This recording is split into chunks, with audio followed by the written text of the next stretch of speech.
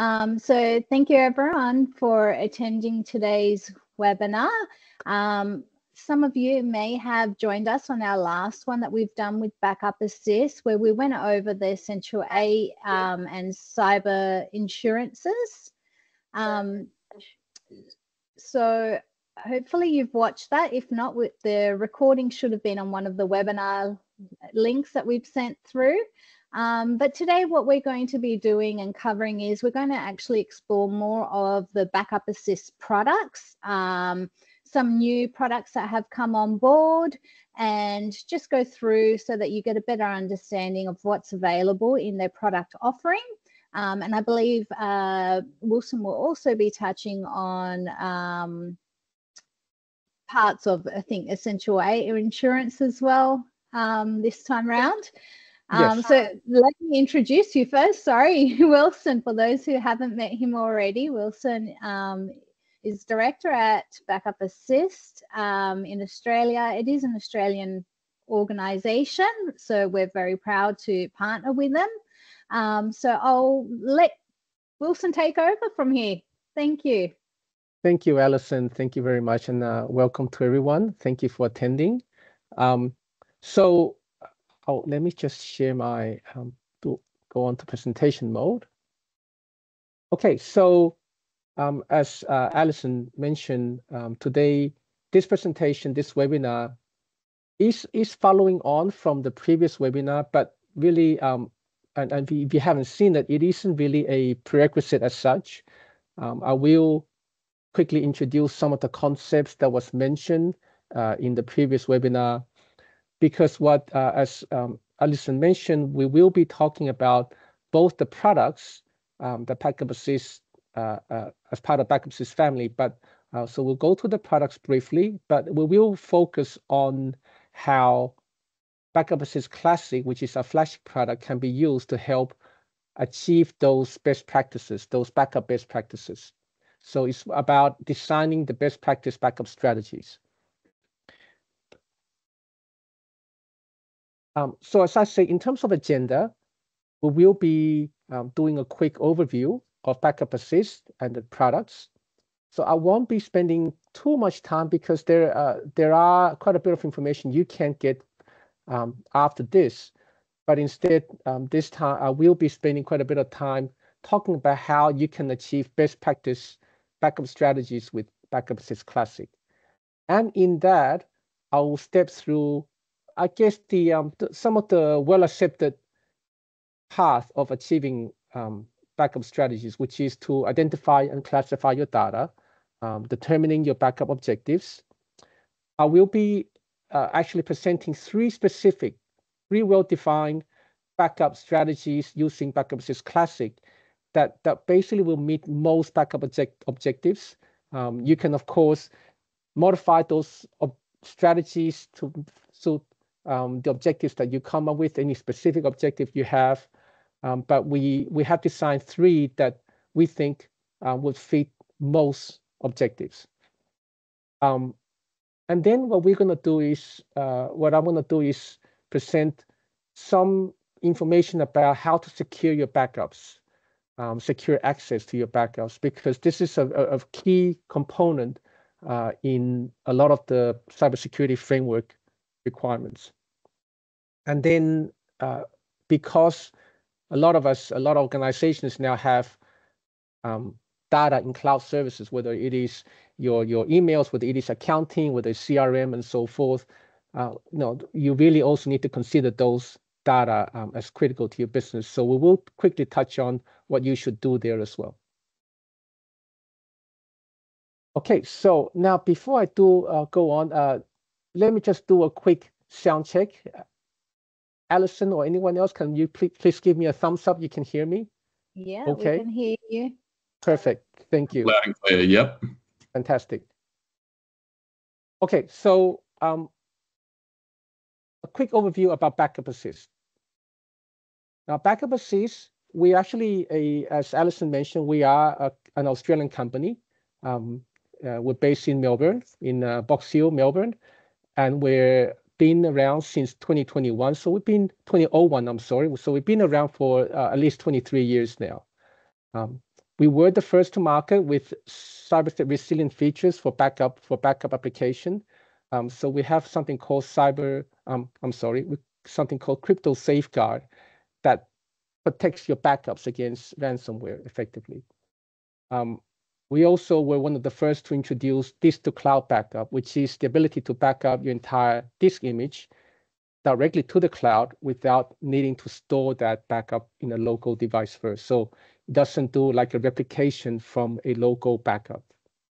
It goes straight to the cloud. And I'll explain later why that's useful.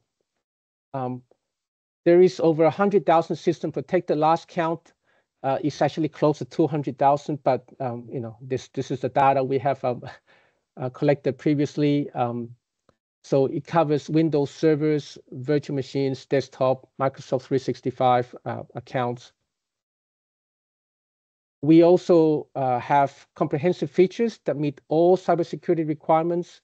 As I mentioned before, we've been around for 23 years. So there's been 23 years of product evolution. We've basically gone from backing up to tape to different kind of devices, network devices to cloud, different forms of backup, different applications, and so forth. So there's a lot of features that we have added into it that can achieve all the different requirements that I guess we will touch on and I touched on in the previous webinar. But more importantly, what that means with the features that we have collected, it means we can let the client decide what they do when it comes to backup, rather than force them to use one specific use case. So there are a lot of solutions out there, backup solutions out there, require you to follow one or two specific use cases that they're good at. Whereby we give you that flexibility, that power to design your own backup solution, backup requirements, and backup strategies. And the other thing about BackupAssist is that we only charge for what the users need. For example, with BackupAssist Classic, we have the concept of add-on licenses, where if you want to backup Exchange, Hyper-V, SQL, then you can pay an add-on license for those features. For the MSP program, we also have a cap price for, if you, for example, have a system that has lots of add-ons that are using lots of features, we have a cap price so that, we do control the maximum as well. And when it comes to Microsoft 365 accounts, we only charge you for the accounts that are protected. So if you have, for example, a tenancy of 100 accounts, but you only want to back up 40 of them, we only charge you for those 40 that you have backed up. Whereby there's many solutions out there now that charge you for the entire tenancy. Okay, so that's a very, very brief introduction. And now I'm just going to jump into the products and the license and how they're licensed. I will go through the actual product lines, and there'll be a slide for each one of these. But very simply, we have 3 products. We got the BackupAssist Classic, BackupAssist Desktop, and BackupAssist 365. BackupAssist Classic is a flagship product, which I will be, I guess, talking about today in terms of how we can use that to achieve best practice. BackupAssist Desktop is a cut-down version of BackupAssist Classic that works only with Windows 10 and 11, and I'll explain a bit more later. And BackupAssist 365 is, as the name suggests, is for backing up Microsoft 365 data, and it backs it up to a local device. Now I'll explain to you later. In terms of the licensing model, we have 2 very simple way to look at this, which is one license model is perpetual license key, uses perpetual license key, and it applies to BackupAssist Classic and Desktop. Now, the way this works is that you've got a base product license, and if you want specific features, you can pay for the add-ons, and that's it. And then in terms of annual subscription, we have something called Backup Care, which you can purchase for 12 or 24 months at a time. In terms of the subscription, it gives you access to our technical support team, gives you ability to upgrade to new releases, and it gives you access to some of our cybersecurity features, cyber resilience features, namely Crypto Safeguard and Cyber Black Box. And you get discount for on-time renewal as opposed to, I guess, expired subscription renewal. And the other licensing model we have is a monthly MSP subscription model. Now, that's what I think that's the main model that we are working with Microbe, which applies to all our products, which is basically BackupAssist Classic Desktop and BackupAssist 365. The way this works is that you get a monthly charge for anything that's protected, anything that's backed up, you get charged for that. So if you, for example, registered a installation with our system, with our subscription system, monthly subscription system, but you haven't run any backup, you don't get charged for that. Or you run the backup and it fails, and for that month you haven't had a successful backup, you won't be charged for that. So you only be charged for what is used. So it is very minimal. So there's minimal maintenance involved for the subscription model, and you get technical support, you get access to the latest version, and you get Crypto Safeguard all built in to that one price, single price, plus there is add-ons also for Classic. Now, one thing to note is that in that MSP model, any install you register to our MSP program, any BackupAssist Classic Desktop or 365 install you register to our MSP program, you receive between 1 and 2 months of free period.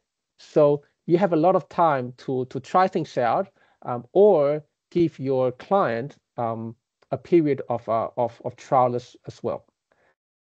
And if you need to extend that, you can also contact Microbe, and there are ways that we can potentially extend an install or two for your trial period. So yes, so we try to make it so that it is as low risk for MSP to jump on board and try things out, and then keep going. All right, so I want to talk about the BackupAssist Classic now. BackupAssist Classic, as I said, is a flagship product. The target deployments are the on-premise physical server, which include Hyper-V servers and so forth, but is also targeted for virtuals and cloud servers. Now, the reason I call that Hyper-V servers is because, unlike many other solutions, you deploy BackupAssist Classic on the server, on the host, and it, with one license plus the Hyper-V add-on, for example, you'll be able to back up every virtual machine within that host. That's why it's a very popular use case for us. So there is BackupAssist Classic has a very easy to use UI that covers a wide range of backup options. It creates you can create as many backup jobs as you need.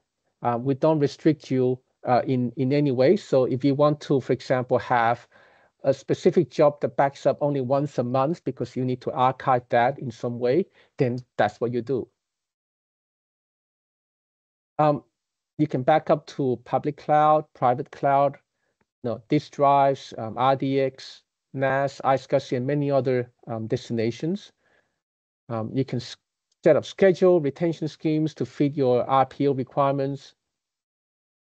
You can recover individual files or entire systems, and in fact do I guess immediate booting from your backup to achieve business continuity as well.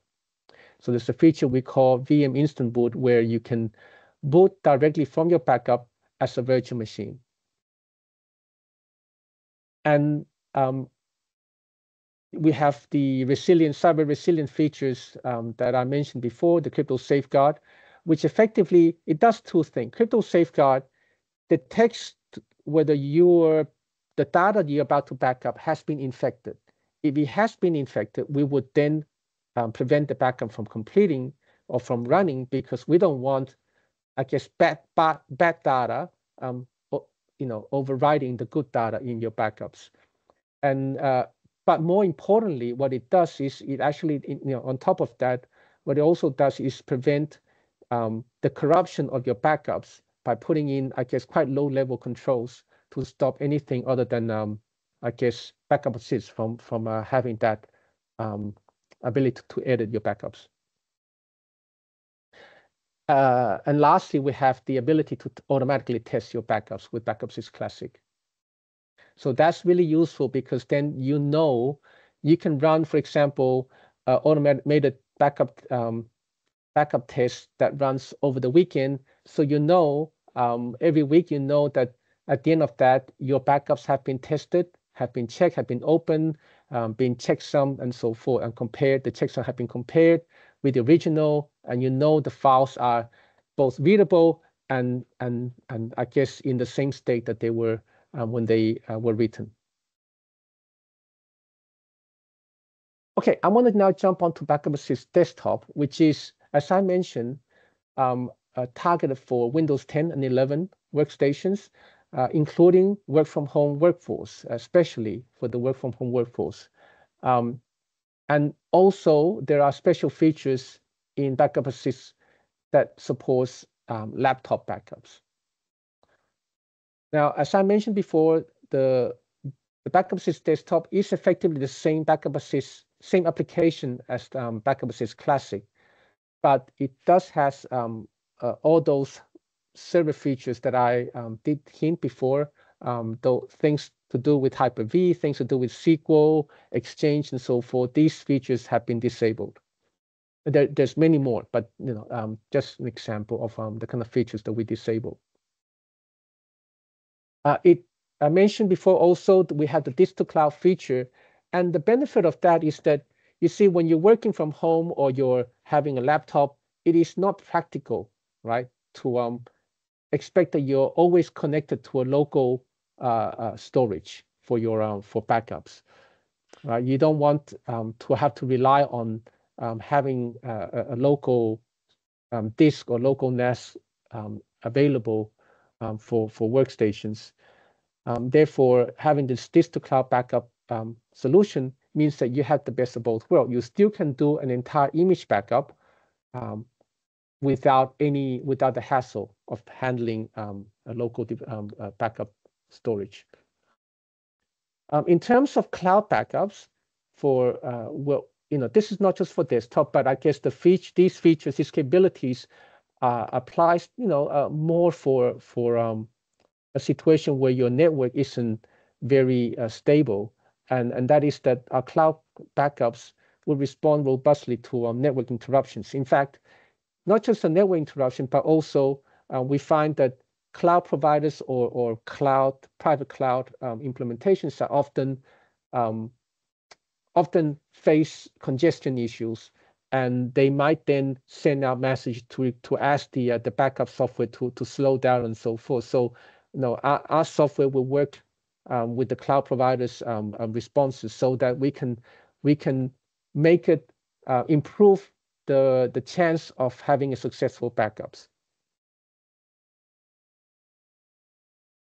We also have the ability to handle the laptop power saving mode efficiently, in that we would wake up the laptop from power saving mode to run a scheduled backup, and we will prevent it from going to power saving mode if it makes sense. Obviously, I will prevent it while the backup is running. So this is, again, just a very high-level introduction. And the last product is the BackupAssist 365. The target deployment for that is organizations with 10 to 200 Microsoft 365 accounts. Why do I say 200? Well, they can be more. It just means that you have to probably, I guess, separate your backup jobs, or I guess, segment your backup jobs carefully so that you don't have one backup jobs that backs up 500 email accounts, if that makes sense. So this is just a guide.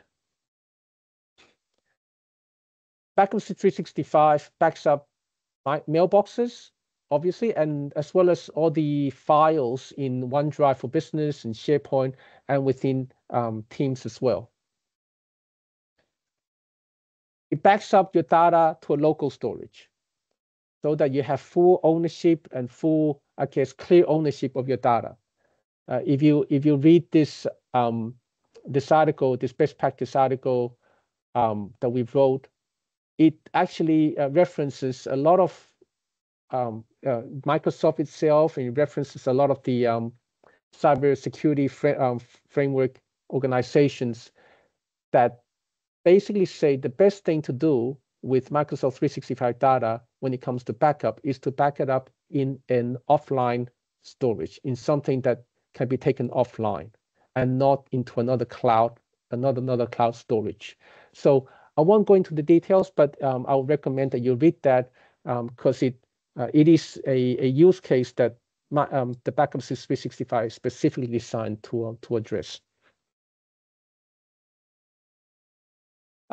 The other thing is not just for BackupAssist 365, but one of the philosophy we have with BackupAssist is that we want to make sure that the backup itself is in a standard format as much as possible, so that you can access that in your own way later on, whether it's 5-10 years later. The backup is there, and you can open it with standard tools rather than having to rely on the same software or BackupAssist being around, or subscription even. So so the moment your data is run, that data is yours, right? You're not, we don't hold you hostage saying, well, unless you keep paying your monthly subscription, you won't be able to restore from it, right? The data is yours. So you can access this directly from File Explorer or Outlook, if it's the emails, the mailboxes. You have, of course, also the option to encrypt your data for privacy, which we recommend. And you have flexibility in terms of scheduling and versioning of your backups. So that's the point where I'm going to stop talking about BackupAssist products, and I want to now focus on talking about BackupAssist Classic, how we can use that to achieve best practice in terms of designing backup strategies. Now, with this topic, I want to start by doing a quick refresher from the previous webinar. So this is where I'm going to link it back to the previous webinar. I'm just going to use one slide, or at least a modified version of a slide from that presentation. And that is to talk about the Essential 8, the ACSC Essential 8 Mitigation Strategy 8, which is the regular backups. And what are the key, I guess, topics that they talk about there, which is one, that the requirement when it comes to backups, you want to perform it according to the business criticality and business continuity requirements. You want to have backups that are synchronized for restoration to a common point in time. You want all backups to be kept securely in a resilient manner. You want to have access control in place to prevent unauthorized access to backups. You want to have you want to protect backups from unauthorized modification and deletion. So the previous one was about preventing people from being able to access the backups, and this one is about preventing wrong people from or actors from modifying or deleting your backups. You also want to have regular backup testing and regular disaster recovery exercises. So this is like a summary of the different what's the word they use? The controls. That's right. So they're the mitigation strategy controls within the ACSC Essential 8. So this is a summary of those, and I'll come back to them. But please keep keep them in mind as we go through the process of designing and implementing backup strategies using BackupAssist Classic.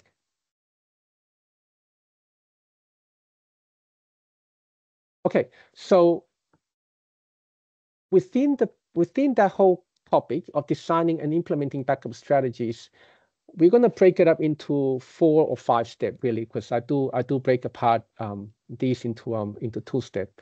The first step is that you identify and classify your data. You know where they are and what they are. Once you know what data you have, and you need to work out how you want to back them up. So what are the backup objectives, right? I'll stop again. I'll take it back. The next step is not to know how you do it, but rather you want to know what your objectives are. And now I'll go through that in the next few slides. Then once you've defined your backup objectives, you need to select the backup strategy for each one of your data set that you identified previously. And lastly, once you have defined your strategies, or as part of that process, you also want to make sure that you have your backups are secured. So you secure the access to your backups. So those are the broad steps. And the first step here, as I mentioned, is about identifying your data. Right? So what does that involve? First, you got to work out who should be involved. For example, you want to have the people that know the business. You want to have some technical leaders. Your IT. If there is an IT person or somebody that does the IT activities, or if you have outsourced that, bring in your service provider. I guess that will be you. And so forth. So you got to determine who you want to be involved, and maybe you also want people that have knowledge on regulatory requirements in terms of data handling. If you have a lawyer for a larger company, then bring them into this process as well. Once you determine who should be involved, you then need to start cataloging your data assets. So the questions you want to answer is, where are they?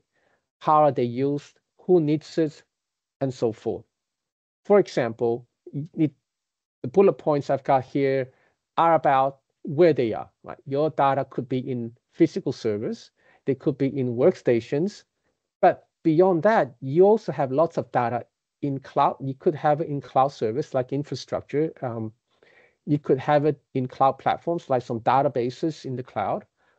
But more likely, you will have, or your clients will have their data in cloud services. So I mentioned emails, accounting systems, CRMs, ticketing systems, and so forth. Right? These are data that are still your data, are still your client's data or the organization's data. And the last thing you want to identify is the dependency of the data that you've just cataloged. So, for example, a function, let's say accounting. Accounting may not be able to operate unless they have multiple different sources of data available at the same time, right? If you restore only one system, they might not actually be able to do their work entirely.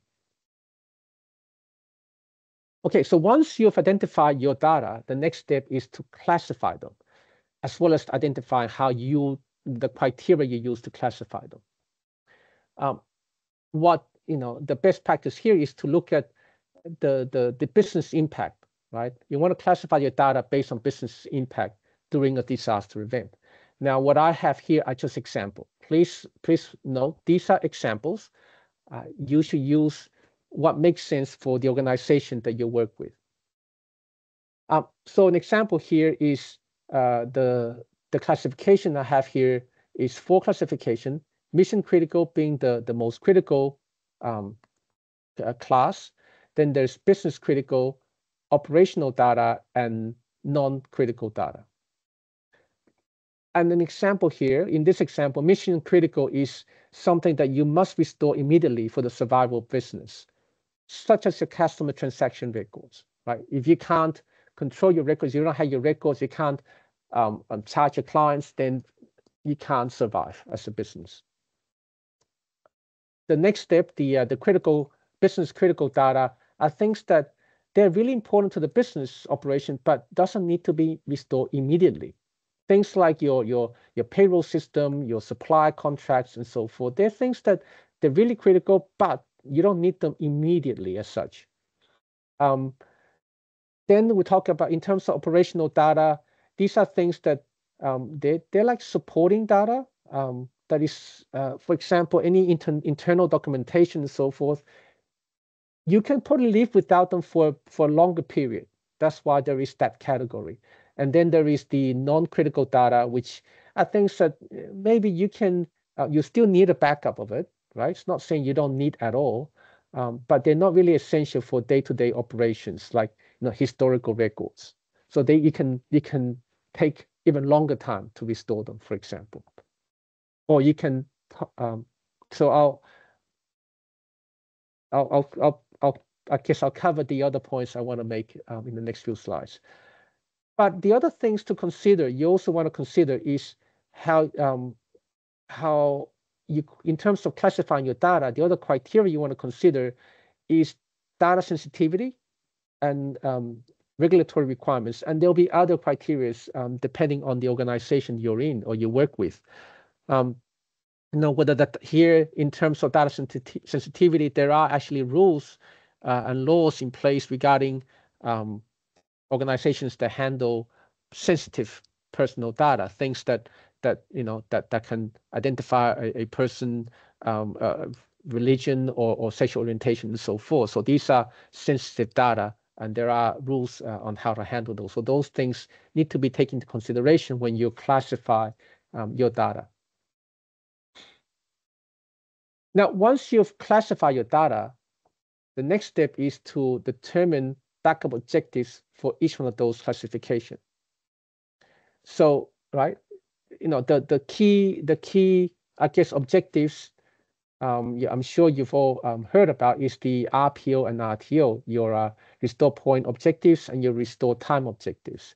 So simply put, how many hours or days of data loss can you tolerate if you had to do a recovery, right, in a recovery event. So that's your RPO. And the other one being how long can you live without the data or the system that runs the data. That's your RTO. So, for example, if you have a data loss event, you had to, how long, I'll start again. If your system gone down, how long can you live without the system? So that's the top two objectives. But as I mentioned before, there are legal and regulatory rules that you also need to adhere to. So that should be part of when you're defining your objectives, that should also be taken into account. Now, again, I've got some example here. These, again, are examples to help, I guess, the organization or you when you're working clients to define your own or their backup objectives. But in terms of the mission critical, one example is that you can tolerate loss of less than 1 day, right? You think, well, look, the mission critical data that we have really doesn't take that long to regenerate them or to enter them again. So we're happy to live with up to 1 day of data loss. Of course, there may be a situation where that is 1 hour. You say, no, I want less than 1 business hour of data loss. In this example, with mission critical, we have RTO being less than 4 hours, which means that you can you only be able to live without half a day of access to that system or that data. And if you keep going down, you'll see that things just get longer for the less critical data. So these are, again, examples. Now, once you have the data classification, you have your objectives defined, it is time to talk about designing your backup strategies. But before we do that, I just want to quickly touch on some things, some of the considerations that you have to consider. So one thing to consider is the backup method.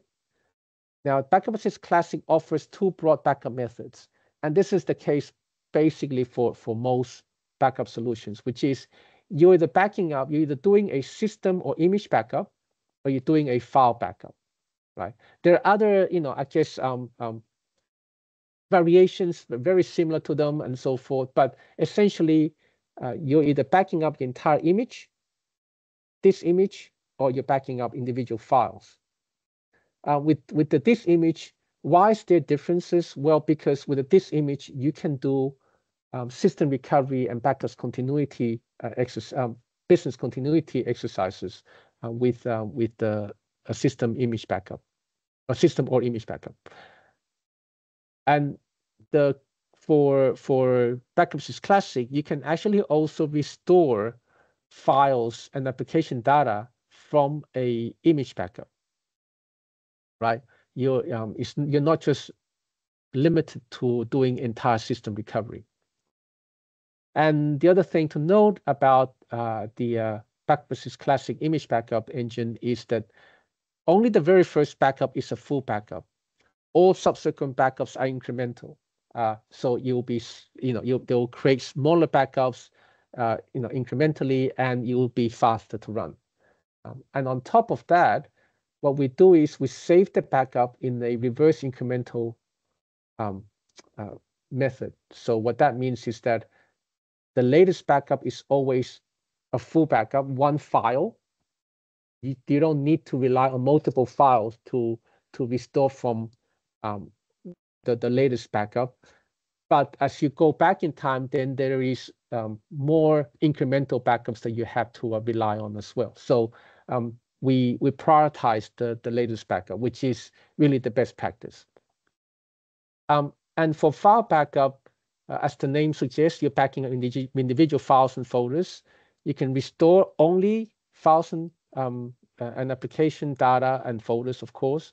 You can't do an entire image recovery, as I mentioned before.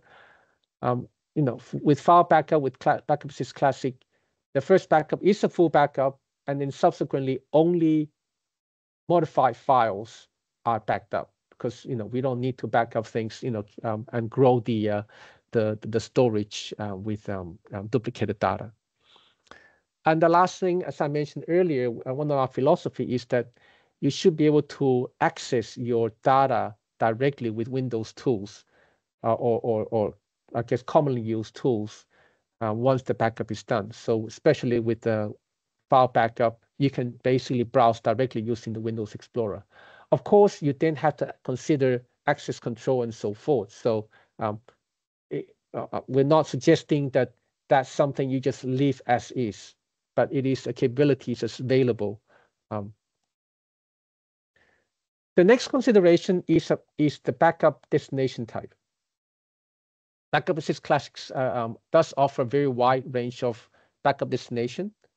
The first being removable media.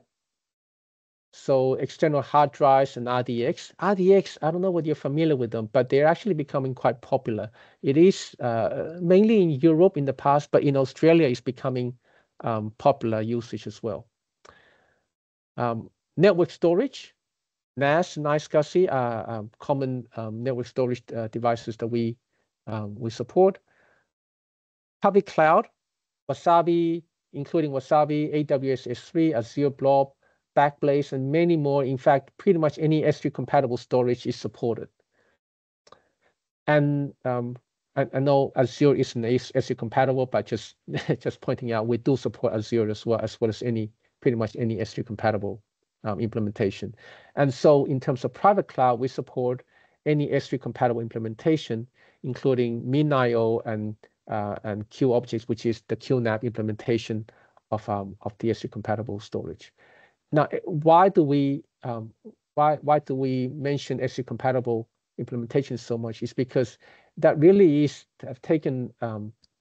It's become the de facto industry standard in terms of cloud storage, because it really can scale well. Whereby most other solutions, most other, I guess, technology or standards, they tend to suffer in terms of performance as the data set grows. Okay, the last thing before we jump into the actual strategies themselves is to consider what are the other things, well, in terms of other cyber insurance and cyber security framework requirements other than the ACSC Essential 8, what are the common considerations there? The top one is that most of these organizations recommend that you follow the 3-to-1 backup strategy.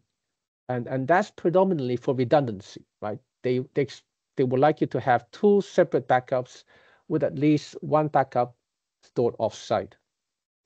They want to make sure that you have thought about your RTO, RPO, you have planned for them, you have designed them appropriately, and you have achieved them when you design your backup strategies. They want to carry out backup testing. They want you to carry out backup testing and full disaster recovery exercises. They want to make sure you have backup business continuity capabilities in place in case of site level disaster. They want you to be able to do backups that can be restored to a common point in time. We've talked on that before. And lastly, they want to make sure you have that you keep your data private, right? So that the data is encrypted both at rest and in transit. So these are some of the common, I guess, denominators, if you want to call it that, common requirements or basic requirements. And now, over the next 3 slides, I will introduce 3 backup strategies with BackupAssist Classics that would achieve most backup objectives.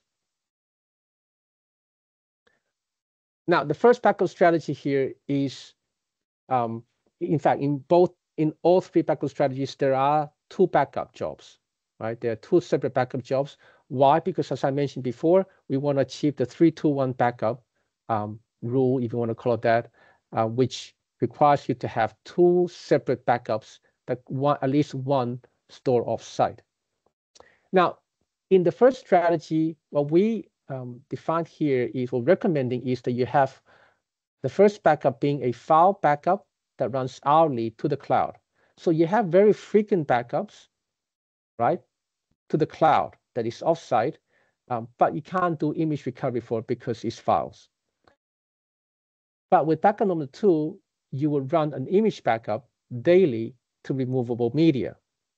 Okay, so now you have an image backup which can do system recovery, you can do business continuity, and you only lose up to 1 day of data if you have to do a full image recovery, which once you've done your recovery, you can then recover files individually on top of that.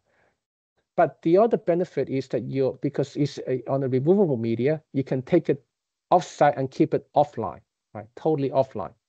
So where would you choose this backup strategy? I guess following from what I said before. So this is ideal for physical servers and critical workstations. So it's also a time. You only choose this though if you have the resources to carry out manual change of media. So the removable media means somebody has to manually change it on a daily basis, or depending on what your frequency is, your schedule is. But that is one important point. That's when you choose this, when you can. But otherwise, it does tick a lot of the boxes when it comes to, I guess, cyber security framework requirements or cyber insurance requirements, because it is the only true offline backup, right, to have the removable media. So it's the best practice in terms of keeping it, controlling who can access your backup, and I guess securing it from malicious actors. And it's also the strategy that you should choose if you need fast restore time or fast recovery time after a site level disaster, right? If you have a site level disaster, having a disk, within half an hour or 1 hour away, that you can do a full recovery or business continuity exercise will be the fastest, right? If you had that access. If you had to rely on an image in the cloud, it would be much longer for you to then recover from that backup. Long-term, and the other thing is you choose this strategy if you need to do long-term physical archiving of your data. Okay, I did mention that this is fast. Yes, there are other ways you can achieve, for example, if you have like a standby system and so forth, but we are talking about comparison of, I guess apples with apples. If, obviously if you have a standby system, that will be even faster, but that's a different kind of setup and it's, I guess, more costly as well. Okay, so that's the first backup strategy. Hopefully that was clear. The second backup strategy is a bit different. The second backup strategy calls for two image backups. One that runs hourly or daily, depending on your needs, to a NAS or to a local network storage. And the second one is an image backup that runs weekly to the cloud. So what this means is you do have an offline backup, which is your backup tool, right? It's offline in case of a site level disaster. But it runs weekly, which means that if you do have a site level disaster, you can only recover back to something that is up to 1 week old. Could be a few days, but up to 1 week old. Of course, you can change that. You can change this if you have the, if your network can handle or infrastructure can handle daily backup to the cloud of the entire image and so forth. But remember, we only upload change data, incremental data. But even then, for a lot of smaller businesses, organization, it might not be practical to run the daily. But if you can run the daily, yes, you can make this daily as well. But as we define it, it is a weekly here. This strategy is a weekly backup, and this is an hourly or daily backup that goes locally. So why would you choose this? Well, you choose this because when you want a fully automated backup system, right? There is no manual intervention. There is no disk swapping. If you already have a NAS or iSCSI or setup, that also would be this would be an attractive solution because you already have that setup. And if you need faster restore time from a cyber incident, so not a site level disaster, but if you have a cyber incident and your data in your NAS is secure, your recovery could be very, very fast. And the last backup strategy 3, is sort of a mixture of the two. It's a combination or a hybrid of the two I mentioned before. So the first backup here would be files backup hourly to the cloud. And the second backup is an image backup weekly to the cloud. Now, what we would recommend is obviously that you have them in 2 different clouds.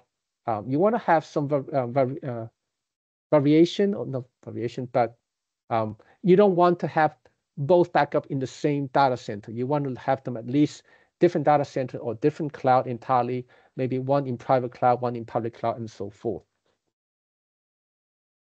So when would you choose this strategy? This would be ideal for work from home environment. So we mentioned before, working from home, your desktop, BackupAssist desktop, and backing up laptops and so forth, as well as backing up cloud servers, because backing up to a cloud virtual disk for if you want to do, for example, local backup in the cloud, that's quite a costly exercise in that virtual disks are quite costly compared to just pure cloud storage. And of course, you choose this if you want a fully automated backup system, and you choose this if you want low setup and maintenance cost. I'll very quickly now talk about how you can also adjust these strategies for your situation. These 3 strategies can be adjusted. For example, you can create more frequent image backup, as I mentioned before. If your environment supports it, you can change the retention scheme to retain more or less backups. And you can add a third backup job if you want to do like just monthly backup for long-term archiving. So these are things you can edit and control with BackupAssist Classic. I'm going to quickly, I won't go through this in detail, but I'm going to quickly just show you a table that compares those three strategies, right? You can see that, you know, as a pair of jobs or backups, they do tick pretty much everything, except the offline one. The offline requirement, only strategy 1 backup 2 can tick offline. Everything else, you can argue that there are some form of cloud storage can be considered as offline, but a true offline backup is your removable media, right? You can see that there are they all can recover from different form of data loss event, with a cyber attack or accidental loss or site level disasters, and also be able to recover, carry out different recoveries. So they're all able to tick everything as a pair of jobs. So these strategies have been designed to make sure you have the full capabilities you need and that you meet all the requirements from cyber security framework and insurers. But in this table, we also include information about restore time and cost. I won't go through it, but in detail. But we do have a best practice guide, a PDF that is linked to this presentation that includes this table, and you can then see to help you choose what is the right backup strategy for you for a data set or for a backup objective for that that meets that backup objective. Okay, so I do see that we don't have that much time left, so I do have to go through an important slide here, which is to talk about securing access to your backups, because that is part of the cybersecurity best practice requirement. What we recommend in BackupAssist is that you always start by creating dedicated accounts to run and store backups. So your Windows account, you have a user account that's dedicated for executing backup. And in our best practice guide, it talks, in fact, a cheat sheet. It tells you about the backup operator security group. You want effectively a user in that group. You also want to create accounts for your network storage, so your NAS that is specific for backup purpose. Those dedicated accounts should be the only accounts that have write access, right, to backups. Then the next step is that you want to identify backup administrators, and only backup administrators should have access to these backup accounts we mentioned above. And they themselves should only have read access to backups, right? And no one else should have any form of access to backups. So if you want to meet, for example, the Essential 8 Maturity Model 3, you want to go all that way to make sure you lock down your access control really tightly.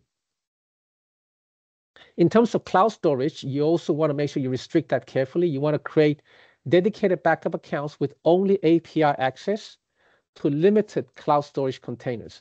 Our cheat sheet shows an example of how to do that. So I won't go through it, but there is a link to the cheat sheet at the end of the presentation as well. And you also want to restrict access to BackupAssist console. So you want to enable password locking and only give that password to your backup administrators.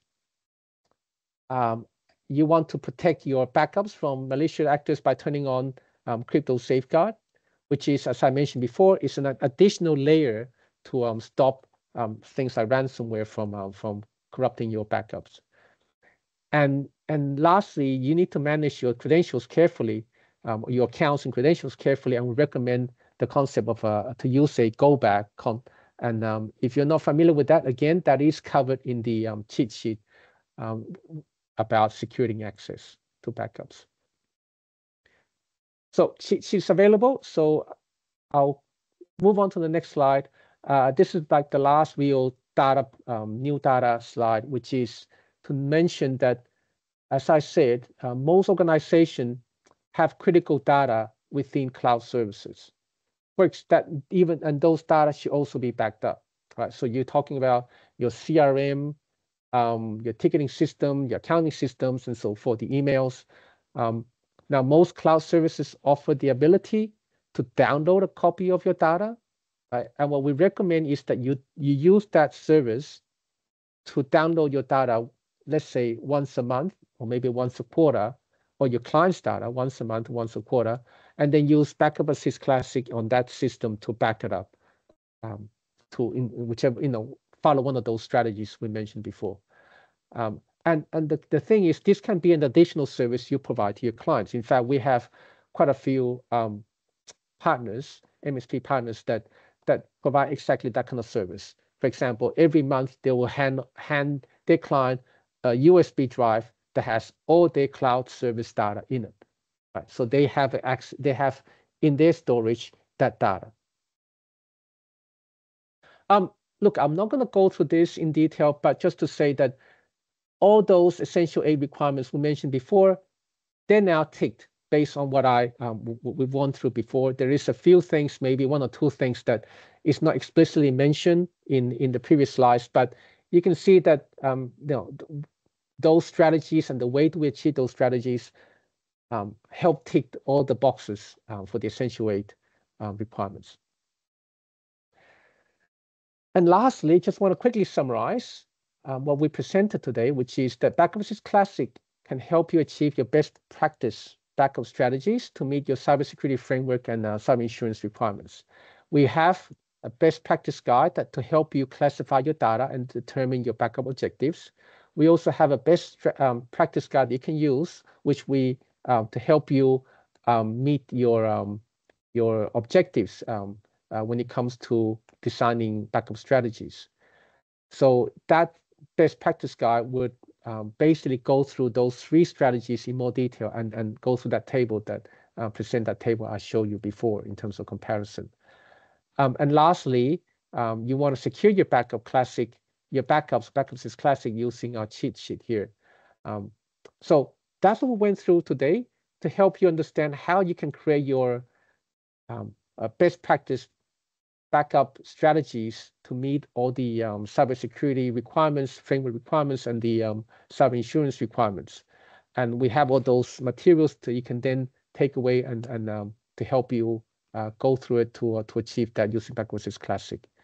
We do recommend that if you have time, please do review that technical webinar we did talk about, which was presented a month ago, and we have linked to that video here. I think Alison will have a video for that as well to share for you soon. So with that is the end of the webinar, the presentation. And I do apologize. I do realize it's 1 hour in, so I will be very happy to take questions from here. But I do realize it's 1 hour in, and I do understand if you have to go. Thank you very much for your time. Alison. Thank you so much, Wilson. That was very informative. I'm sure everyone on the call got a lot out of that. So was there any questions before we sum it up for today? No one's. You can unmute yourself if you like. Did anybody have any comments about what they saw, whether they thought that those strategies fit their expectations, or did you find something that was surprising? Well, I was just going to say that was my introduction to BackupAssist there, Wilson. So I thank you. I appreciate you running us through that. It was really insightful, and I feel like you covered off a lot for me. So thank you. Thank you for everything. Appreciate it. Thank you. Yeah. Well, there was a few things that you touched on that hopefully people are backing up that they might have not thought of before. Things like other cloud services. I know that, a lot of people are using CRMs or ticketing especially that aren't getting backed up. So yeah, definitely look into that for your customers. Make sure everything's getting backed up. They are critical parts of a business. You touched on Office 365. We're getting more and more questions on that. A lot of people don't realize that they think because it's on the cloud, you know, everything's getting backed up, but do you and your customers have a local copy of that? So yeah, that's another great point to keep in mind. And the crypto safe, it's a brilliant technique to make sure that your data isn't being, I mean, we've all got antiviruses and things that will alert us as well for ransomware activity, but keeping that data separate from being able to be touched and manipulated so that you know, it doesn't destroy your backups is very critical. So the crypto safe, we'll send details along with the webinar and all the links for you all. So we'll include a data sheet on crypto safe as well for more information. But yeah, I think we've got someone's typing. We'll just see if that's a question or just a thanks. But if you're interested in more information about becoming a BackupAssist partner or an MSP, please reach out to our sales team. So just our phone number 1300 88 3456 or sales@microbe.com.au, and we can organize an account for you. You do have access as well to trials. So BackupAssist do offer trial periods when you sign up. So you've got access. I think it's the time frame is 30 to 60 days. Is it, Wilson? Correct. Yeah. So you've got the opportunity to trial it if you're interested in any of the features. If it's just the 365 that you want to have a look at, let us know. And yeah, hopefully it's been informative. Thanks, Mike. That's really good.